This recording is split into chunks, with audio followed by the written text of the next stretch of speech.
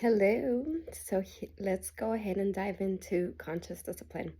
And again, this is a very brief summary to understand some of the key skills and tools that we use. So, in this video, we're going to start with the tools or skills that we at CASA use and that we invite parents to use. The first one being composure. And you'll see our video on peace areas and having peace tools. I recommend this for both adults and children to have a place where you know that this is a sacred space. Sacred in the terms that this space is specifically used for calming, for feeling your feelings. For children, it should be a soft surface, like on the ground or a cushion, a blanket, where they can go and feel their feelings and when they are having an upset moment. Composure is essential for us to be able to access the higher parts of our brain, right? When we are upset, when a child is upset, they're typically in the survival state or in the emotional state. And so if they're in survival, they will need to feel safe. And that's what the safe space is for. It's like, here, you can come here and you are safe. I'm right here by you. You can have your feelings. As long as they're not hurting you or anybody else, that's okay. Let them be there. If they are really upset and throwing things, please take them outside or in a place that is actually safe to do things like that. Don't try to reason or interfere with an emotionally uh, upset child or a child that is feeling unsafe. That's not going to help them. They're in survival or really angry and they can't understand your until they feel safe. So they have to be allowed to feel what they're feeling, to throw that fit as long as they're not hurting you or anyone else. And then after that, then you can start with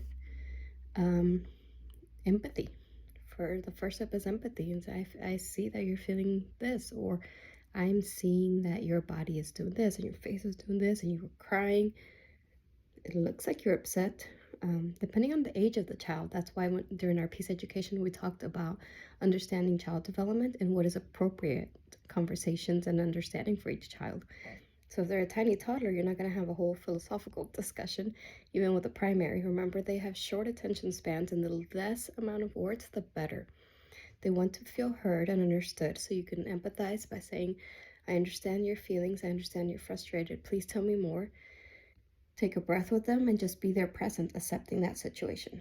And then after you feel they felt heard and understood, or you can say things like, I also feel frustrated when things don't go my way or when somebody takes something from me, whatever the situation is. You can always use empathy.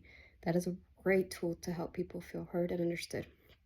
And then after that, then once the child is feeling safe and they felt heard and understood, then they are more open to finding a solution. And that's when you could state the boundary as well, though, and say, okay, and I hear you, but let me remind you and show you how in the future you can handle this. You can come to the peace area.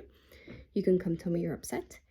And here are some tools that you can use. And you can ask me for a tool, such as the breathing ball, or the rain stick, the glitter ball, cranky lotion, whatever it is that you need.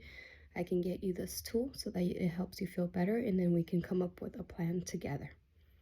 So that is composure and empathy.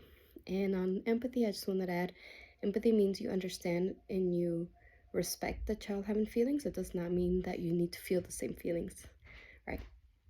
All right. Well, that's two of our tools. In the next video, we'll discuss two more.